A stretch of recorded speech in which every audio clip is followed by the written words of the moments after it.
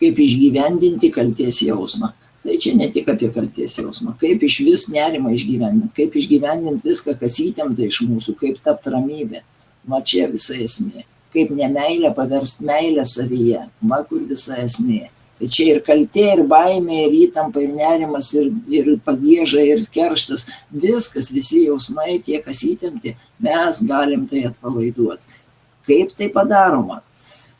Norint, kad pasakyti ir kad tai duotų naudos, tai ką aš pasakysiu, reikia turėti pagrindus. Kol nepraėjot pagrindų, tol neįmanoma šito dalyko padaryti. Kas iš to, kad aš pasakysiu? Aš pasakysiu, jūs padarysit arba iš vis nepadarysit ir visa tai numirs. O kai tai numirs, prikelt tai yra sunku.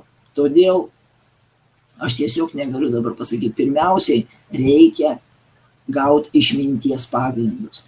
Tik tai tada, kada aš vedu Laimingo gyvenimo rakto seminarų ciklą, pačioj pabaigoj, kada jau mes visi susijungiam po paskutinio seminaro, atsisėdam, darom ratą, tada žmonėms papasakoju, kaip veikia mechanizmas, kaip nemeilę paverst meilę, kaip įtampa paverst ramybę.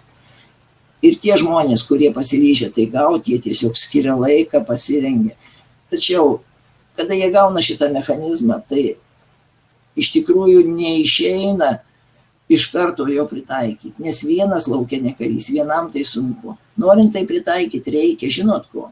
Reikia sugebėti sukaupti ir išlaikyti dėmesį viename taške.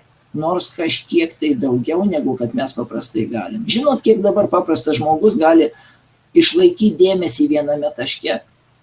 5, maksimum 7 sekundės. Ir dėmesį nutempia mūsų. Kažkokia mintis pagauna ir mes ir kažkur nubėgam. Po to vėl sugrįžtam atgal ir vėl nubėgam. Ir tai trūkinėja. Ir jeigu tai trūkinėja, tai trūksta kritinės masės mūsų dėmesio tam, kad mes galėtume atpalaiduoti kažką tai. Todėl pradžioje reikia praktikuoti sąmoningumą, tai yra sugebėjimą valdyti savo dėmesį. Tam reikia tam tikrų praktikų. O kad tas praktikas vykdytume ir pajėgtume eiti į ramybę ir pabūti ramybėje, sukaupti savo dėmesį, tam reikia susijungti.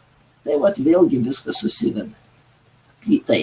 Ir tada, kada mes tampam sąmoningesni, vis labiau ir labiau mes galim įtakoti mūsų įtampas ir versti jas ramybę.